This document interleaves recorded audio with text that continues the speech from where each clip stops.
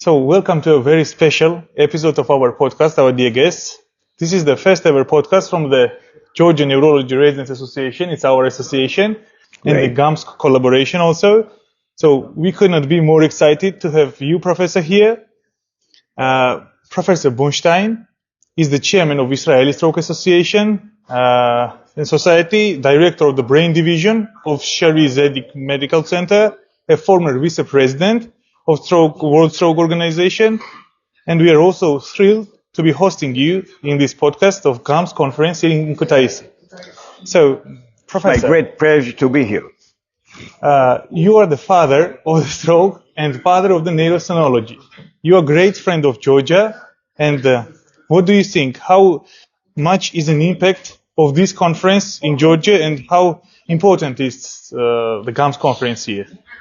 First of all, I have to say that during the so many years that I'm involved in the Georgian Stroke Society and also with games, I've seen a lot of progress, a lot of enthusiasm especially among the young generation that would like to devote their career to promote and to advance stroke care in Georgia.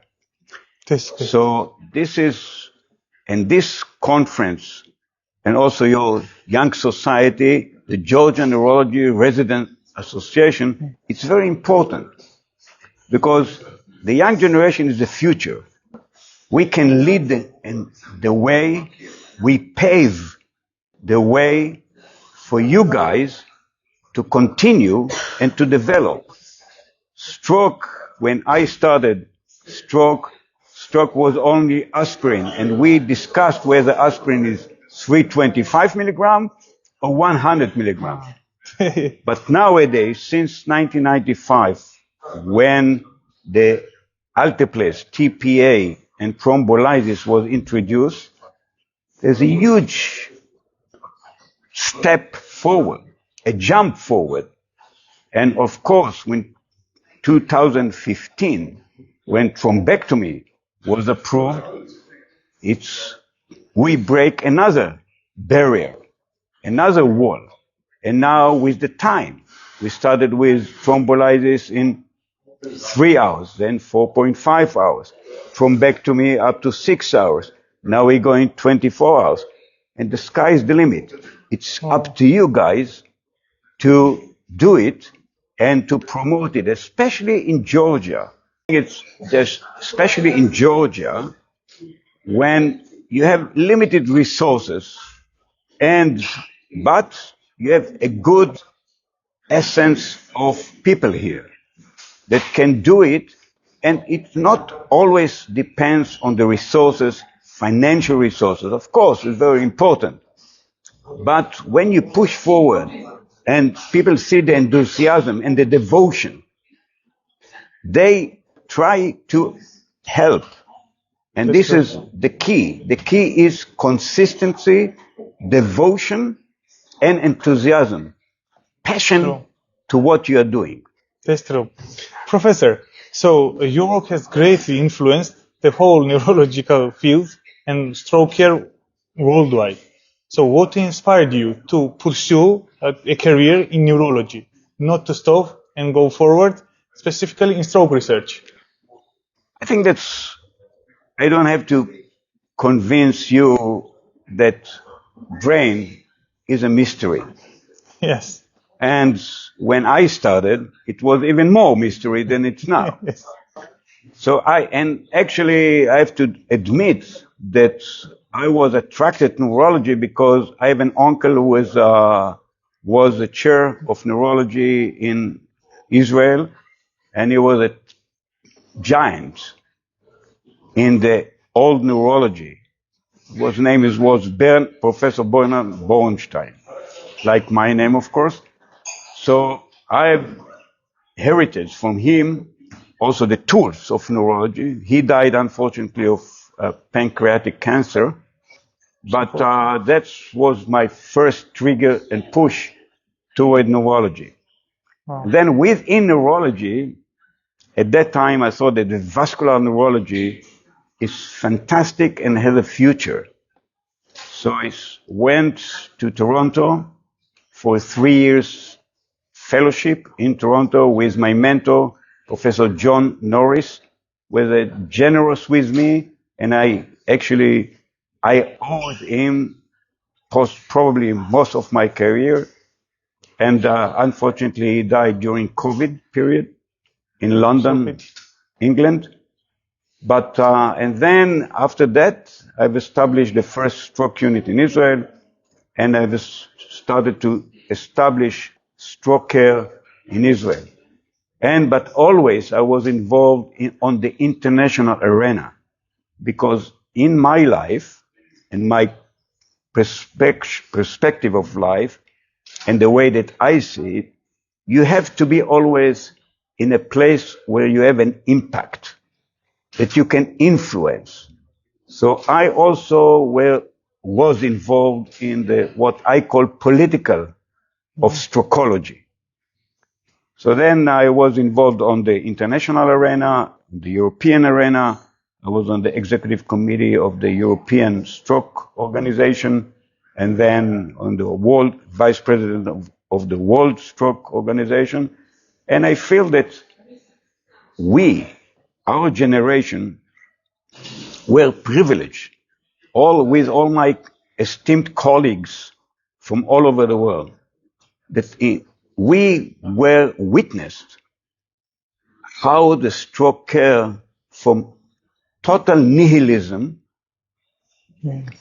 progressed to where we are now. So it is our privilege.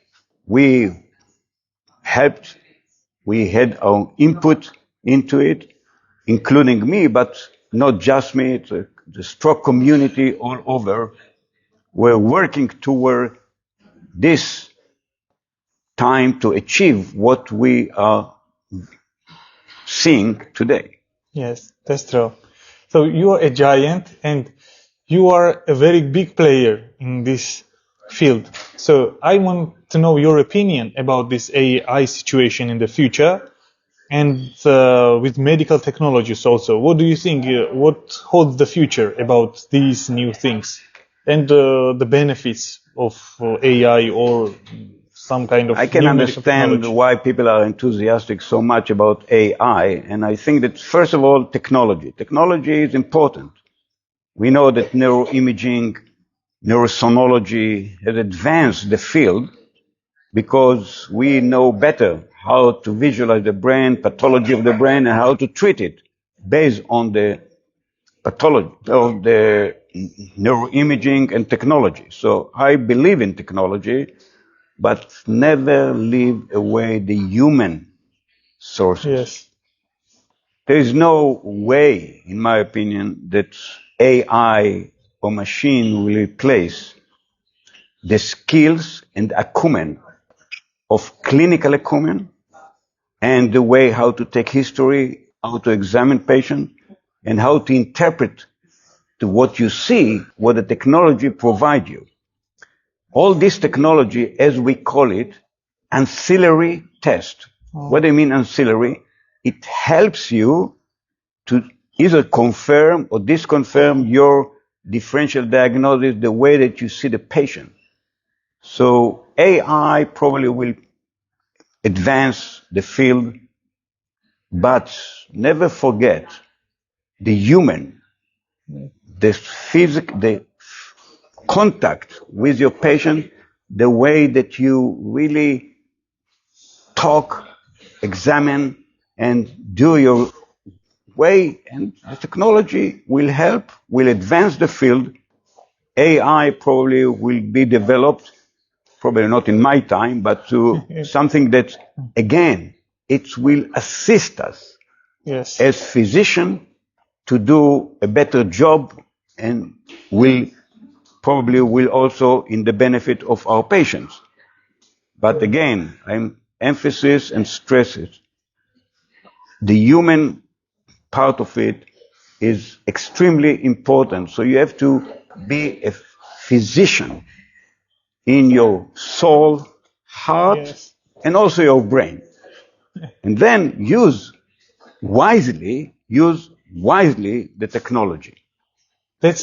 I think these words are very meaningful to us, to new generation, because you see on the radiological field, so when the radiologist sees the picture, it sees the whole picture, and maybe he or she, who it would be, could miss something, misdiagnose. That's because he or she does not see it. But with AI help too, in diagnostic, I think the AI would have a great impact. Why? Because AI sees the program, even a small Yeah, but the thing. AI, Yes. but I'm not really sure that it will help, but I'm not really sure because the AI does not have the clinical Yes. story in front of him. He has not seen Yes, the of patient. course. So even the neuroradiologist, he may help him to see maybe some point that his human eye could not detect. Yes. But he cannot interpret the whole picture. Yes, of course. So you need the human brain, eyes, and Senses, the yes. way to interpret what you see or what the AI tells you. Because the AI also have hallucinations and Yes. false positives. Yes. So you have to be careful, in my opinion, now. I don't know. But it could well be that it will be better and better and better in the future. But the current situation at least tells me that you have to be cautious how to interpret this advanced technology that we have in our hands and to use it again wisely. Yes. So, besides neurology, you are a leading figure, as you know, so it must be too demanding for you. For example, now the podcast, some kind of Zoom meeting, some kind of congresses here in all around the world, so you have no time to stop. So outside the work, Professor, what do you enjoy to doing? What's your hobby and what do you like to do in your leisure time? First of all, I like people. So I like to interact with people, you know me, and I like the human touch and conversation and connections and friendship.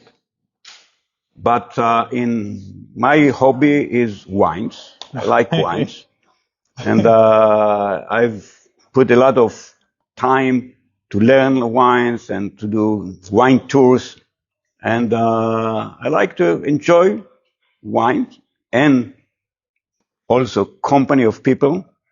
I like dancing, dancing one of, and you know, you said that I'm busy. I'm busy. It's correct. Yes. But as it says, if you want something to be done, give it to a busy person. Because I divide the world into two parts, doers and non-doers. Yes. There's a pyramid, and on top of the pyramid there's a small part that are the doers. They push things forward. They do. And in the bottom there are a lot of people, passive, they're always complaining. But to do something, they are not doing. They are reluctant to be an active and have an input. So I believe in doers, and if you are a doer and you have the energy and you have a passion, I'm never tired.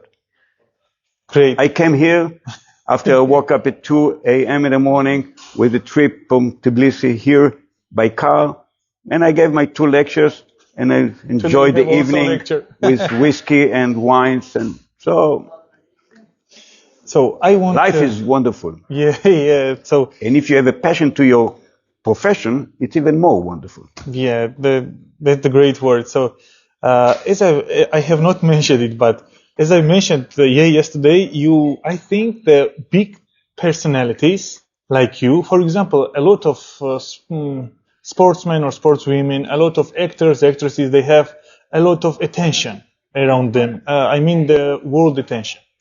So I think that you are kind of in sports figure, it was Muhammad Ali, like Michael Jordan. They were very big figures, but I think you are doing and you were doing a lot more important job than these people, we are entertaining people, we are doing good jobs for themselves. I have big respect for them, but I think that you must have much more attention from people, and your legacy should not stop here. Your legacy should live on and go on. I think so, because I personally, Thank you very much to yes, compare me to these sportmen and sport figures. But I think each one, in my philosophy, in my concept is that whatever you do, yes, do it at the best you can and try to strive to be the best, to do the best. And if Michael Jordan has done the best in his yes, basketball, so this is his legacy to the sport people that playing basketball. If Ronaldo or Messi is doing it for the yes, soccer, football, but they are the best. I mean, they tried. And so in our profession, I try and continue to try to do the best I can in my capacity, of course. And not always I was successful. Sometimes you fail. But as Churchill said, what is the definition of experience? That you learn from your mistakes and failures. So I've learned my failures, yeah, mistakes. But I from my think, mistakes, and I try to always to improve myself, to improve within the profession as a physician, as a doctor, but also as moving forward and advance the field in my particular specialty is stroke. So that's what I'm trying to do, my best. yeah, thank you, Professor. So, I want to ask you, what was a life lesson you have learned from your patient during this big career time? What's the most important you have remembered or touched your There are heart? many anecdotal cases, but I think that what I've learned from my patient is to have patience to your patients, to listen to them. They tell you the whole story. And as I was taught like that, and I teach like that to my residents and whoever would like to listen. I think that taking history is an art. I always tell my resident, you probably know better than me the last mutation of the SCA42, I don't know, Yeah. or all kind of this genetics and all kind of molecular biologies. I can teach you art of neurology. Yes. And neurology and history taking and examining patients is an art. And you should consider it as an art of neurology. This is all beauty about neurology, is to listen, to not interpret the words. I always tell my resident, don't leave, neurology is like Sherlock Holmes. Yes. Don't leave one stone unturned. Yes. Yeah. You have to be it's like a detective. You have to listen, you have to ask the right question, and then examination will add to it. And at the end, there's about 20, 30% that you need That's true. the technology to help you to confirm what you have in mind. So you have to speak the language of neurology. You have to speak not just a terminology, you have to think neurology. Your way of thinking should be part of your life. So that's the lesson that I've learned, and I am still listening very, very carefully to my patients. Thank you so much, Professor. I have several questions left. I wonder, you mentioned your first mentor and your biggest mentor. So, what was his legacy that he passed on you? I have one of my mentors will be here soon, Ah, yes. Professor Amos Korchin. Amos Korchin, yes. He is my father of neurology, and we go together more than 40 years. Actually, when he arrived to my hospital in Tel Aviv, currently is the Ichilov Hospital, I was there already.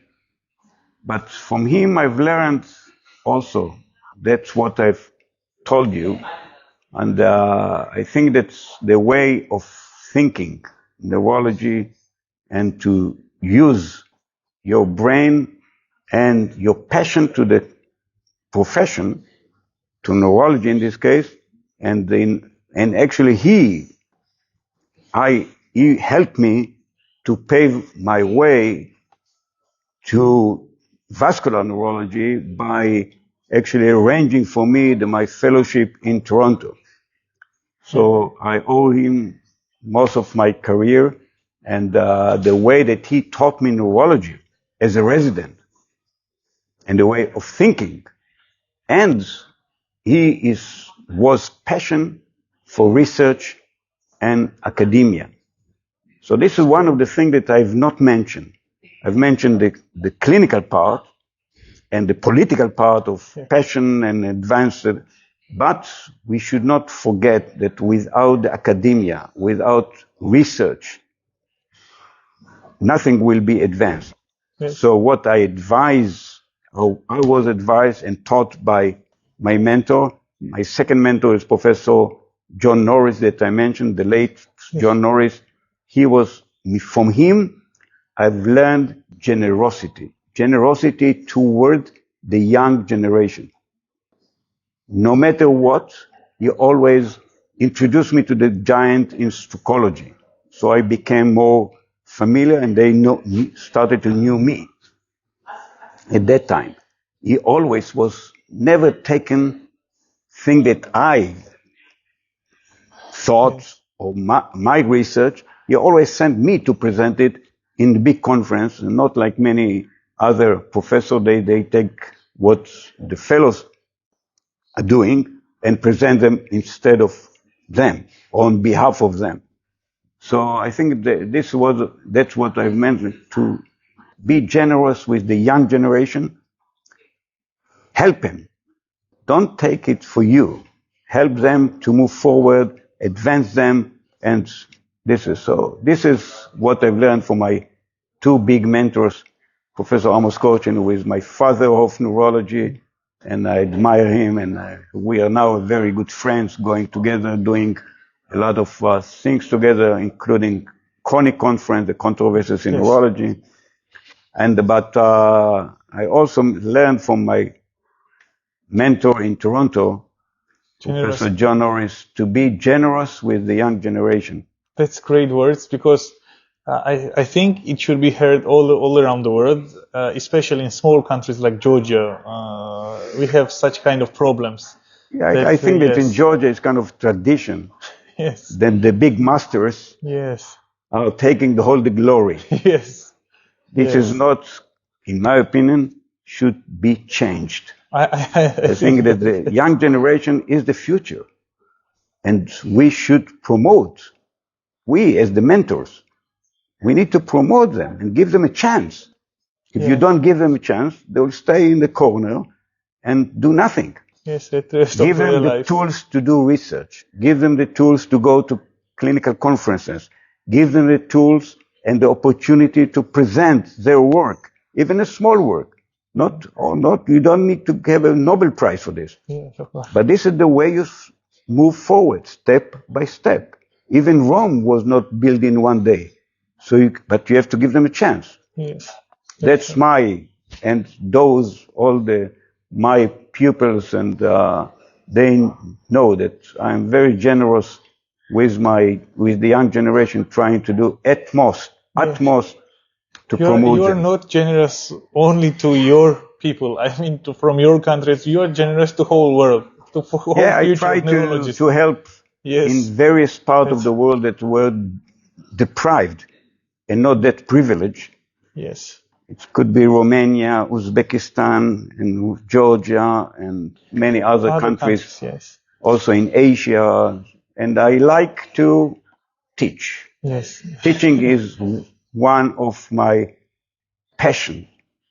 My passion is to the profession and to everything, which is related to vascular neurology, of course. But I love to teach. Thank you. And I want to say that your lectures are always very, very, very interesting. And despite, I think, everyone, your lecture is very specific, especially good because it is seen that you like to teach. It is seen that you want to give to the audience, not only young neurologists, but already experienced neurologists, that thing that they do not have, that the knowledge they do not have, and they lack sometimes. So knowledge is power. Yes. Knowledge is power. You have to know. So what would be one advice that you would give the young neurologist? First of all, the young neurologist should be passion to what they are doing. That's the first one. Then they have to choose the best teachers and the places where they can improve, advance going forward, and they should be excellent in the clinical part, but also should not forget the academia and the research. This should be combined. And I always at least try to teach my young residents. You have to try to go abroad for fellowships. I remember myself, I was 3 years in Toronto as a fellow. I returned to Tel Aviv, not the same Natan that I went to Toronto. So fellowship abroad in a subspecialty that you like within neurology, could be movement disorder, I'm talking about even in stroke. So in Toronto, and then what I always tell my fellows, when you go for a fellowship, you have to pick up a niche that does not exist in your place, that you can come and be the expert in this particular field. So at that time in Toronto, they just started. Neurosonology was in the very infant and stages. And I decided to take this from Toronto and bring it to Israel and started to develop the Doppler ultrasound TCD in Israel. And then until I became the president of the European Neurosonology Society. So that's my advice.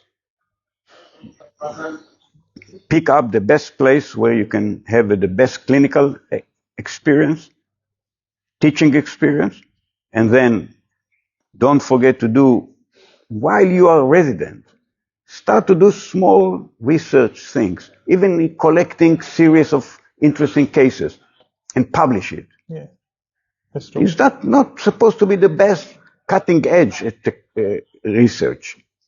And then after you finish your residency and you have some kind in your mind what you'd like to be when you be grown up, go abroad for fellowship. Thank you. Professor Bornstein, thank you so much for joining us today. You are our first guest in this kind of podcast, and thank you for sharing so incredible stories about your career, about the patients, about the mentors, and I wish you a long, big and happy life to continue your loving to neurology, but not only that, to continue to giving a spark to young generation, such as me in Georgia, as young neurology resident, and not only in Georgia, all over the world. You are a role model, and be happy, have a very good life, and live very long. Thank you. And I will continue to be a friend for Georgia and whatever you need. If you need something, I'm here for you. Not just the young generation, of course, the young generation. If you need me, I have connection all over the world, and I will be more than happy to help you to pursue your career in the way you like it. Thank you so much. My pleasure and honor. Thank you for having here. Thank you. You're very welcome. Thank you so much. Pleasure. You're a great mentor. You're a great big friend for us. Thank you so much, Professor. Thank you so much. Thank you. Okay. Thank you.